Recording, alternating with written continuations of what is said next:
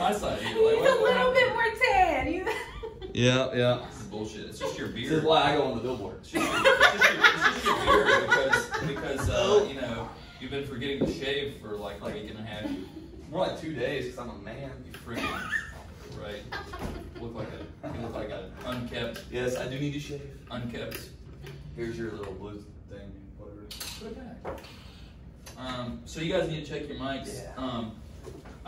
I'll be changing the game. So Dove, if you want to just say anything, it doesn't matter what you want to say. Just Anything. Yeah. Hi. I tend to talk kind of quiet in the microphone. Okay.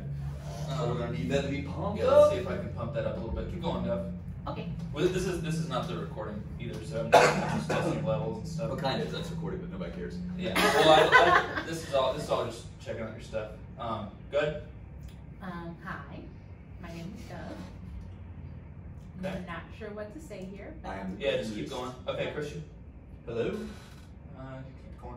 I am awesome. Oh. Dove's better than me. I second that. I agree with that.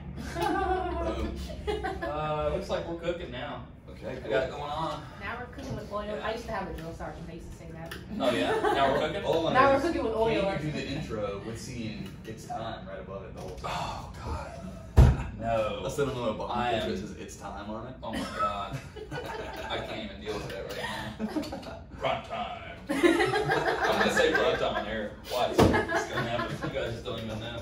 I don't know what time it is. You guys ready? 'Cause I'm ready. Oh, actually, I do know what time it is.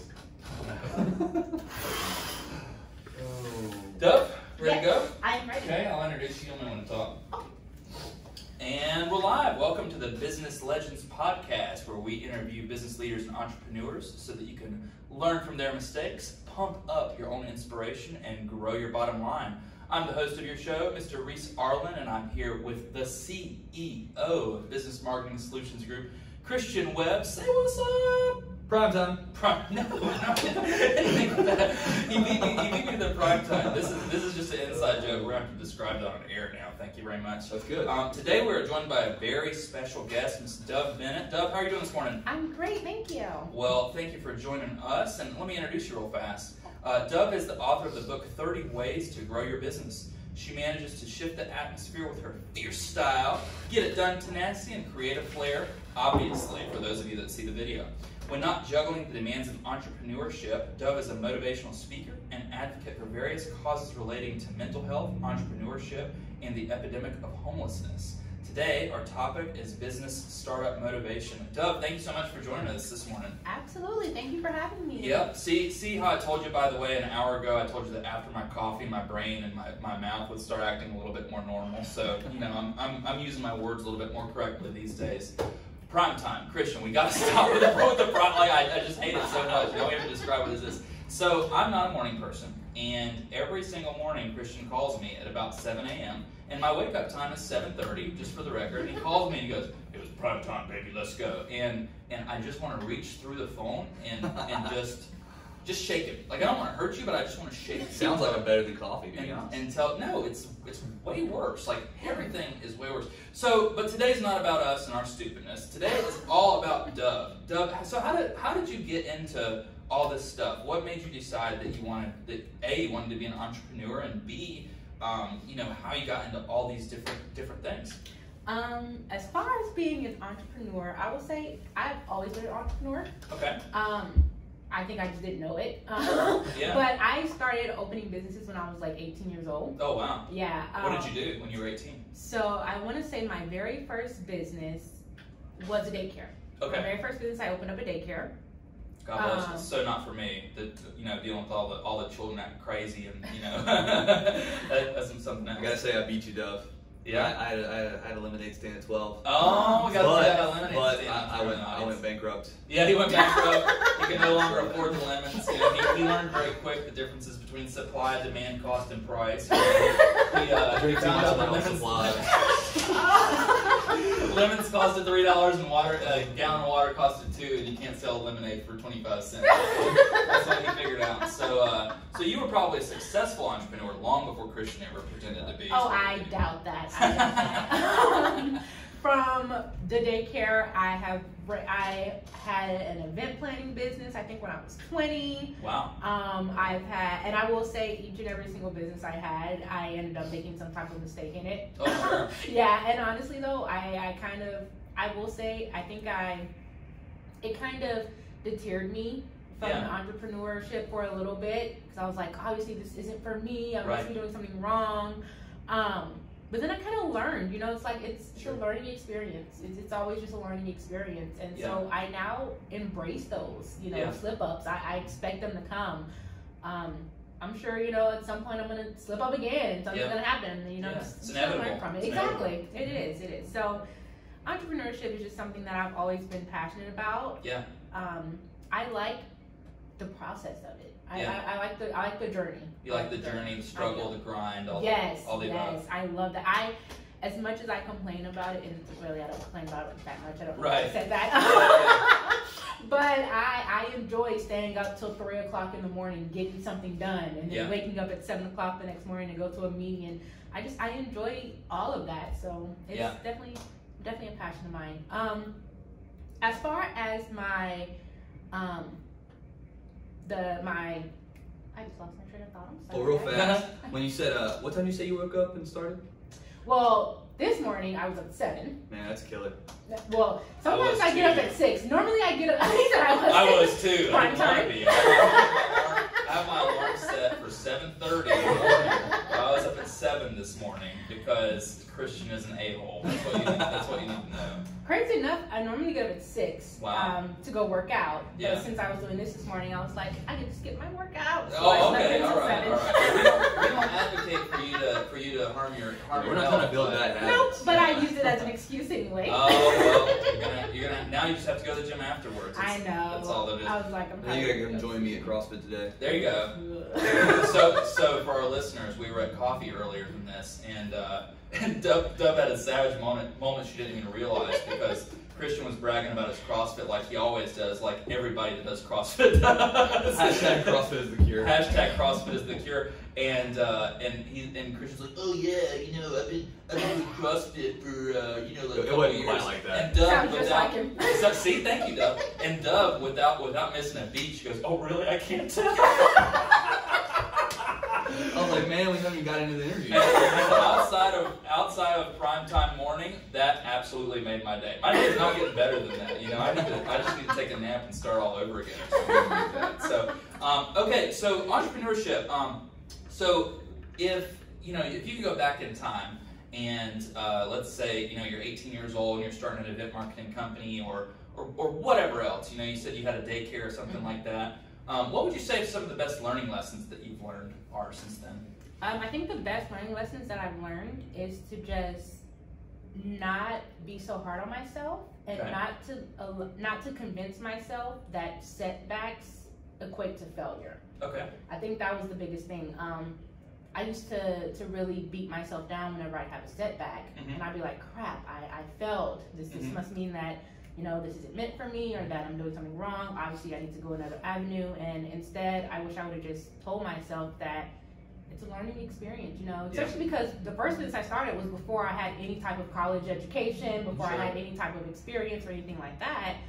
And so it's like, it's all going to be a learning experience. And I think that's probably something that I learned from college. My mom calls me a professional student. Okay. I've been in school for so long, and I have so many, I'm crazy enough, some of my education doesn't even connect to the other. I'm a licensed insurance agent. I have a human resource, and I'm a certified phlebotomist. And that's interesting. Sometimes I just take classes because I think they're fun. Just to learn and go. Exactly. Just want to learn more stuff. But one thing I will say that I think I learned from school is that you get way more experience in the real world. It's like there's so many times you go to school for something, and then you get out and you go do it, and I'm like, I didn't learn this. No one taught me this. I wish I would have told my younger self not to be so hard on myself and to just learn from it and keep pushing, Do you have a specific method for dealing with struggles and failures? I mean, you said that you wish that you weren't so hard on yourself or whatnot, but do you, let's say, God forbid, you have another learning lesson, we'll call it. What do you do to coach yourself through that moment and push through those hardships? Honestly, I will say it's gotten so much easier to where I don't even see them as hardships anymore. Wow. I've noticed a different change in myself because even just recently, last year, I tried to hold my own speaking conference. Yeah. And so I hired other speakers. I was going to be the keynote, and I hired other speakers to come on. I had vendors come out. I had, I set up everything. I got everything taken care of. Yeah.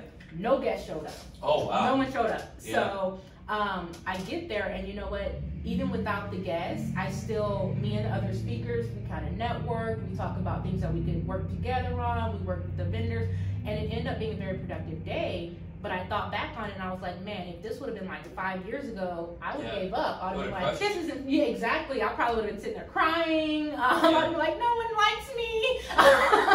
Yeah. And instead, I was like, I kind of learned from it. I was like, okay, what did I do wrong? And I realized, I was like, you know what? I spent so much time trying to get it prepared. I didn't market it as much as I should have. You didn't hire a marketing company. Exactly. I didn't promote it. I didn't, I was like, oh, people will show up if I put it out there. Yeah, if you know that they will come type of right, thing. Exactly. I was like, I'll post it on social media. People will come. And that's only true about the Panther Stadium. Right. The greatest team in the NFL. Really? Absolutely. Don't start with me, Dub. Don't start with me. Listen, it's prime time and I got my coffee. We're sitting right across from the heavenly land. I know I'm gonna get slack for this because apparently we're like the most hated team in the world for no apparent reason. So you're a Cowboys fan? I am. I knew it. That was not scripted. That was a perfect one. I am a Cowboys fan. We are the most hated team in the nation for no reason. No reason whatsoever. No reason whatsoever. No reason. But you're America's football team, so it is what it is. You know what I say about Dak Prescott, by the way? Dak is wannabe Cam Newton. So that's all that is. Let's switch the subject. So let's kind of, you were talking about getting through hardships and things like this, and there's so many Yoda-like motifs, like different paradigms, way you can shift your ways of thinking and things like this. And I was listening to the Joe Rogan Experience podcast where he brought on C.T. Fletcher. C.T. Fletcher, if you don't know who that is a guy that is a big time, he lifts a lot of weights and he's a big funny guy, and I think he has the world record for the biggest bicep curl and stuff, and I mean he's just like perpetually amped mode, but he's in really good shape and he had to get a heart transplant due to a genetic defect, and it just completely changed his way of thinking. And one of the things that I took from that is, he really looks at every single day like a gift, like a blessing, because he went through that near-death experience of having to get his heart transplant and whatnot. But one of the things that I took from that is that whenever he's talked about his failures or learning lessons, whatever you'd like to call them, he says, this is not something that I have to do or want to do. It's something that I get to do. It's something that I have the privilege to do because we live in the greatest country on earth and because we have the opportunities available to us and things like that. I think a lot of young entrepreneurs, like when they first start, like maybe even you when you first started, maybe even me, I don't remember at this point.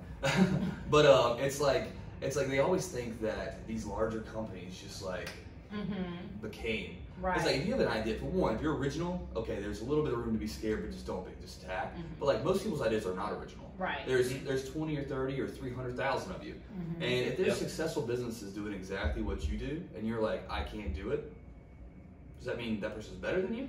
Right. You know what I'm saying? Like you should 100% believe in yourself and be able to conquer that. I talk about that a lot on my podcast, in my book. One thing that I say a lot, I'm a vlogger, so I have a YouTube channel, and I say it on there a lot too. Businesses come a dime a dozen. There's whatever you're doing, like you said, unless you're like super original or unique. Pretty much whatever you're doing, you can find another business doing the exact same thing. Yeah. You can Google it. So you can find another business doing the exact same thing you want to do, and that definitely shouldn't deter anyone. I definitely don't think that there's really any business that's so overly saturated that someone should just not go into the field if it's something that they're interested in. But then at the same time, kind of like you said, it isn't about that. Oh, they must be better than me or something like that. I think what it is that a lot of people, myself included, I've done it sometimes too, we kind of suffer from what someone I listened to said, she calls it imposter syndrome.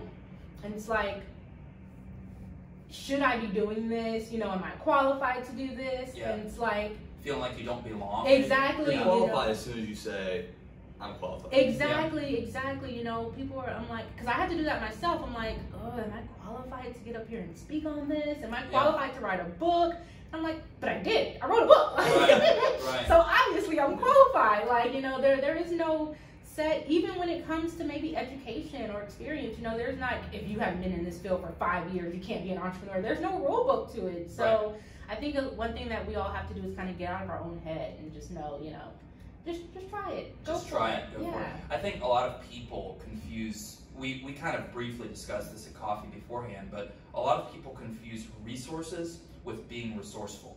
And one of the things that you touched on that we're about to discuss here is, you know, a lot of people think that in order to start a business, you have to have 100K in the bank that you're willing to lose type of thing. But, you know, if you feel unqualified to do something, you can seek out those resources and be resourceful with your learning of them. I mean, you could Google just about anything these days, even up to the level of collegiate level classes, but you just have to have the will to seek out that education or seek out that skill or technique. I mean, honestly, I could probably find, without even trying, in like 10 minutes, I could probably find 20 businesses that you could start for under $10,000. Yeah, easily. Now, most of them will take sacrifice. Yep. And working 80 hours a week, and you know, I mean, living so on if breadcrumbs. you time that in there, then all of a sudden that 5, 10K becomes 100K in time. That you're Sweat spending. equity and whatnot. Yeah. Honestly, I'd rather pay in sweat than in hard-earned cash. I mean, because I'm okay with that. I'm okay with sacrificing 80 hours a week, you know, to get to where I want to go. And you usually don't have to have a whole bunch of investors too if you go that route. Exactly. Yes. Let's face it, a lot of young entrepreneurs, unless they already had money, they're not starting with a $200,000 out-of-pocket investment into a business. And so I want people to know, because I don't know, I think it's some people who are interested in entrepreneurship, maybe they don't have the understanding, but most people who start businesses don't have $100,000 in the bank. They don't. You know, they're like you said, they're resourceful with what they do have, and they make it work. You know, you don't have to have thousands of dollars. And there's one thing that you know, whether you're starting from a position of liquidity, if you have a lot of startup resources and capital, there's one thing that comes into play that we all have, and that's our work ethic. You know, the ability to you know, consciously put in effort and put in 9A to 9P days every single day of the week and whatnot. I want to shift gears just a little bit and talk about your book. So 30 say what's the name of it again? 30 ways to grow your business. Grow your business. Okay. And how did you decide to write this book, and what types of information can you find therein? So I decided to write this book when I was going through a lot of speaking engagements earlier this year, and I was speaking to a lot of entrepreneurs who had unfortunately given up or were talking about giving up. And I would ask them why, and they would always say, I'm not getting anywhere. They're like, I've been in business for, you know, this long, and I'm just not doing well. And they're like, I don't know what else to do. And I'm like, well, have you tried this? And I'll throw out one idea, and they're like, well, no, I've never tried that before. And I'm like, well, what about this? Well, no, I've never. I'm like, so what have you done? And they're like, well, I post on social media. It's like, well, you know. Right, and I'm like, okay, so let me try to give you a few more tips. Absolutely. So that's where the book came in, and it pretty much goes over just various ways and methods to try for people who are feeling stuck. You know, there are so many small things you could do just to get one more customer, just to get one more person to know about your business, just to get heard, you know, and it adds up, and it's a process. Some people want the instant success, but it's like, it's a process. You work at it, one customer at a time, you know. So the book talks about ways that you can network, ways that you can gain mentorship, ways that you can maybe gain funding if that's what you need, ways that you can partner up with other business owners to, you know, work together to get out there. It just pretty much gives methods that are proven to kind of grow your business for those people who really are just like, I have no idea what to do next. So like, I have a product that I think is amazing and no one knows about it. There's a piece of that I think is a little overrated, not overrated, but like, how would I say that? It's it costs a lot more than it used to, and people think they have to pay for it. There's a word for that, but I'm missing that. Costs a lot more than it used to. Yeah, Expensive. Yeah, kind of. So basically, what I'm trying to get to here is mentorship. Like these days, like everywhere you go, it's like you have to pay $10,000, $20,000. Where it used to be like, and it still is this way, but people just don't know it exists. You just find somebody who's well educated in that area, and most of the time you can find somebody that'll give you a little bit of time each month, maybe every 2 weeks. For nothing. And that's what I wrote in the book too. I was like, simply, and that's actually how I find my own mentors. It's who is in the field that I'm in doing, and I just pretty much look for someone, not necessarily someone who's 10 steps ahead of me. I'm not gonna, reach out to Michelle Obama or Oprah Winfrey and be like, can you mentor me? But someone who's just maybe the next step ahead of me, or the 2 steps up. And I reach out to them and I'm like, hey, I love what you do. Would you have time to meet for coffee? Could we talk a little bit? And and honestly, a lot of people don't mind doing so.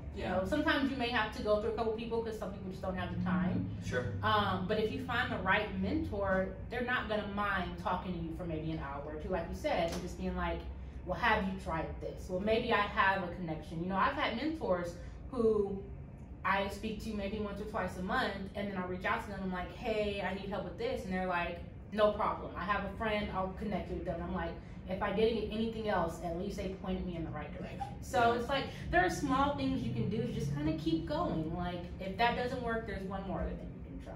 Yeah. So, I'm not saying don't pay for mentorship. What I'm saying is all these like get rich quick mentorships run for the hills. Like, because I mean, a good mentor, if they do want time, if they do want money for their time, they're gonna be like, hey, let's just do $300 an hour, $500 an hour, and I'll talk to you about this stuff. And that kind of stuff, I would 100% go with. If it's like the CEO of like, so if I was the CEO of a huge digital marketing company in Texas, and I wanted to pick their brain to learn more about what they're doing to see if I'm missing anything. Like that person's going to charge me for that time. But it's not going to be like a $20,000 package for 6 months of perfectly written out cookie cutter bullshit. Like, exactly. Like I would totally pay Gary Vee for his time. Like, sit down and talk to Gary Vee. Crush it. Totally pay for that. I'm totally pay for that. You hear that, Gary Vee? Doug would pay you. She's moving to California too, so you're going to fly out. There you go. That's all that it is. Let's take that snap right there and send it to Gary. Just gonna send it straight over. Like, hey, we got you a new apprentice over here. Like we got your back. He's gonna reach out to you. Gary's good about reaching out to you. He's probably gonna reach out to you. There you go. There you go. He still does all his tweets manually. Yeah. Does he really? Crazy? Yeah. He claims he does at least. He claims. Oh, okay. All right. Yeah. So we don't really. It's like his claim to fame. He says he does it. Yeah. If he has like 40 people behind him doing it at all times, I don't know. He's such a remarkable person, but I do not envy his life. I mean, his life is constantly exposed. I mean, he has no privacy whatsoever. That's what I like about him, though. He'll tell you. He says, not everybody wants my life. No, right, and I'm one of those people. You know what I'm saying? Because eventually Reese is going to need a pina colada. You know what I'm saying? He's like, you just want to drink a margarita, chill out, then just do what you're doing. You want to be like me, this is what you got to do, and you're probably still not going to make it. Back to what you were saying, Doug, there's such a wealth of knowledge to be gained from apprenticeship, too. I mean, it's one thing to take courses, and typically speaking, when you see these, whatever, $5,000 and $10,000 programs or whatnot, they're some cookie cutter program that somebody put together, just like a collegiate level course. But that's going to give you a broad spectrum of knowledge, whereas an apprenticeship, you'll be able to ask and get answered the questions that you actually need to be answered, type of thing. So, it's just an interesting concept, A to Z. So let's talk a little bit about entrepreneurship and up and coming entrepreneurs and things like that. So let's say that somebody approaches you with an idea, and it doesn't matter what that idea is. They could be selling dresses or something like that online, or they could be, they could want selling Panther tickets. Selling Panther tickets. Well, those sell themselves, Christian. I don't know if you do this or not, but they're only half full. Well, for those of us that aren't Panther fans in the audience, the Panthers have had 171 sold out games in a row. So they go to see Medea. Look it up. She heard it. They go to see Medea. I know you're not talking about Cam Newton's grandma. That's not very nice, Christian. See, this is one of those moments where I wish I had Inspector Gadget on so I could just go over and just shake you. Just go, why, stop it. So, young entrepreneurs, so let's say they're selling dresses, or they're selling Panthers paraphernalia because they've determined that they live in North Carolina and they're doing God's work. So, what would you tell them to do? What steps would you tell them to take? Well, for starters, if they're selling Panther gear, I'd probably have them reevaluate their life. But if they're selling dresses, we can work with that. Okay, all right, let's switch it from commerce. But let's say that something that's nearer and dearer to your heart. Let's say they want to start a daycare agency or something like that. Well, the first thing I tell anyone is to have a plan. Okay. Have some type of plan. Going into something blindly with no direction is, you're literally asking to waste time and money and resources. Yep. Because you're not really sure what you. A lot of people, and it's the biggest thing is marketing. A lot of people try to market with no direction whatsoever. Yep. That's where we come in. That's right. Oh yeah. So, remember, CEO. Hashtag plug I myself. promise I'm not here to promote these guys. That was really nice. That was really nice. That was called a friendship. The plug award goes to God. Listen.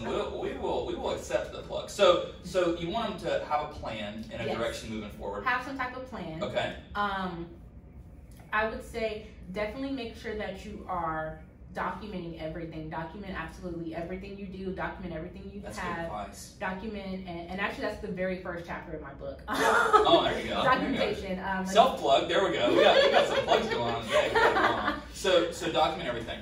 Document everything. Have some type of direction. Okay. And I would say make sure that you can identify your target audience. Okay. Know who you're trying to reach. Yep. You're not going to be able to reach everyone. You're not going to want to reach everyone. And sometimes people think, even let's say with the marketing company, they're like, well, I do marketing. Anybody can come in. And it's like, you cannot possibly reach everyone. For one, everyone can't afford you. It doesn't matter what you're doing. Your prices are going to determine who you market to. Exactly what you're selling is going to determine who you're marketing to. Absolutely. You have to have some type of plan. You have to have some type of direction. You need to document. You need to know who your target audience is. And then if you feel like you have, let's say you're selling merchandise, if you have got your business plan written, you know who your target audience is, you even hired these wonderful guys to market for you. Thank you. And you feel like you're ready. You're like, okay, great. I'm on for the next step. I would say just make sure, my biggest thing, and it's probably something that maybe one of the main reasons I like Gary Vee, is content, what you're putting out there. Because it's something that I do as well, and people used to call me crazy for it, but I always give way more than the value.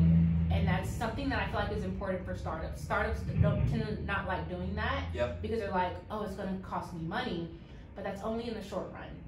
Because like we were just talking about, businesses come a dime a dozen. If you're selling dresses and the person next to you selling dresses, customers really don't care what you have to offer. They care about how you can help them.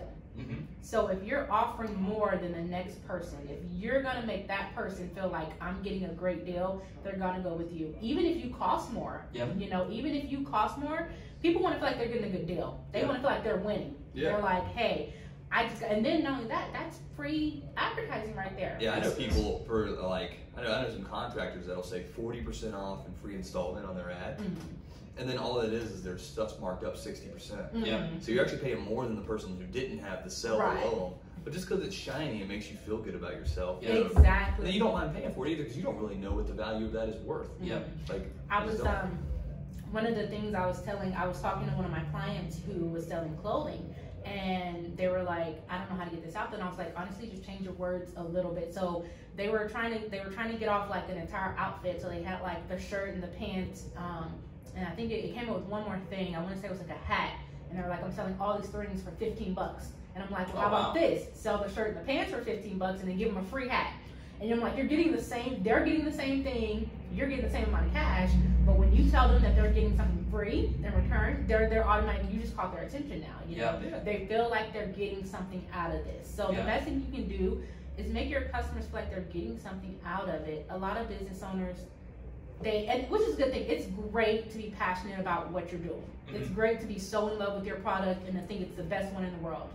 I'm sure you think you're the best marketer out there. No, he thinks that I am, because that's the truth.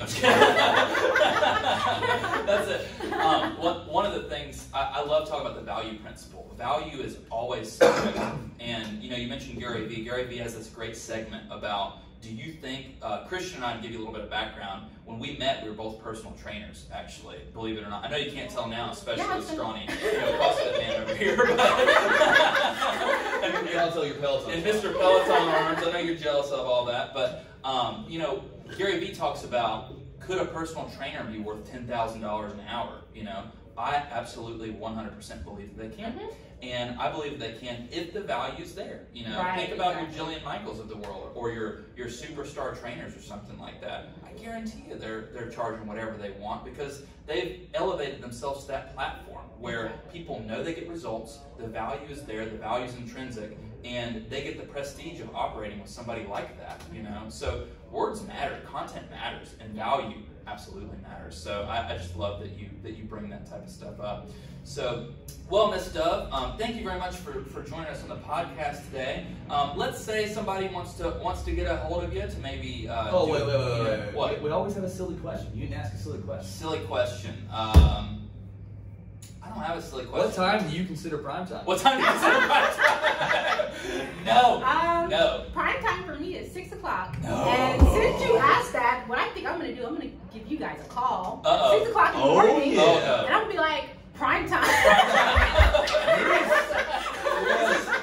This is torture.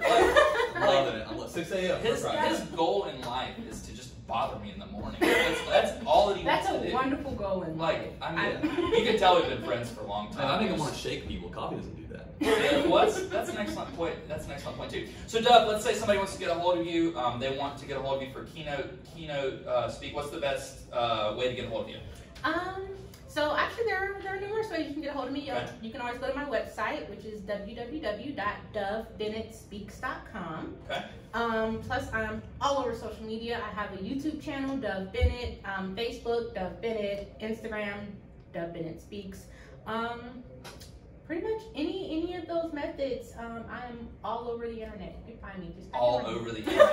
You can Google me and I will pop up. Yep. You got the SEO all figured out for Yep. That's it. Appreciate it. That's good. Well, Thank thank you you for joining guys us for this morning. having me. No problem. That was a lot of fun. I think I might have swerved in the mic. I'm sorry. You did what in the mic? I think I might have swerved in the mic. It's all good.